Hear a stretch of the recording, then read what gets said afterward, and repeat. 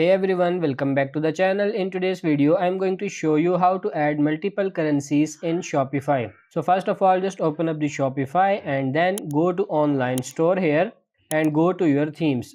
Once you have entered here, simply tap on this customize, and when you are on this page, you have to simply click on this header here.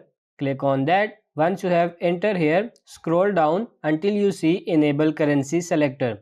So right now by default I don't have that option which is saying enable currency selector, so you just have to enable that.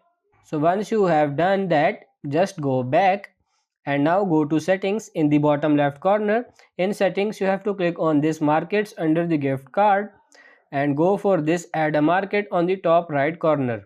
Now once you are here, you have to click on this side of the country and simply choose the countries you want to go with the currencies of. So let's say you want to go with this one and this one. Just select whatever you want and then just simply tap on this done here. Click on save at the top right. So just select the market name here. Let's say go for this international. Now tap on the save in the top and now you can preview your online store. So that's pretty much it for this video. I hope this video was helpful. If it is, like it and subscribe to the channel. Thank you.